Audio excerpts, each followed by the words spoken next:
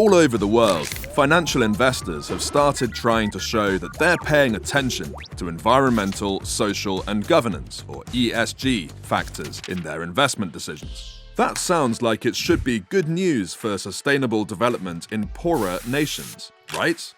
Well, it's complicated.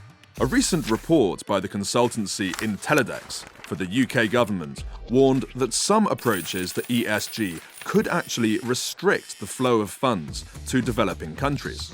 Many ESG strategies have a strong focus on avoiding reputational risk and rely upon heavy use of detailed data. That approach can steer investors away from developing countries, which often have relatively weak institutions and where reliable data can be harder to come by. This is driving calls for investors to adopt an approach to responsible investment that focuses less on avoiding risks and more on driving social benefits. For example, helping countries to make progress towards the UN's Sustainable Development Goals. This principle has already been widely adopted in the so-called impact investment sector, which pursues non-financial targets alongside financial ones.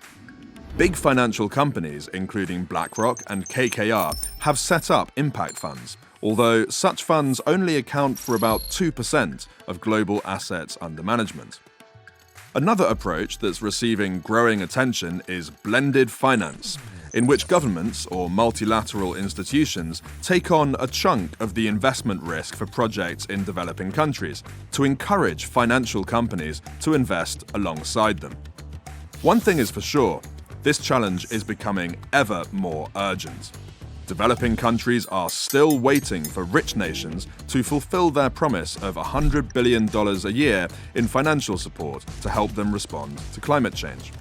And with global food and fuel prices surging this year, things are not going to get any easier anytime soon.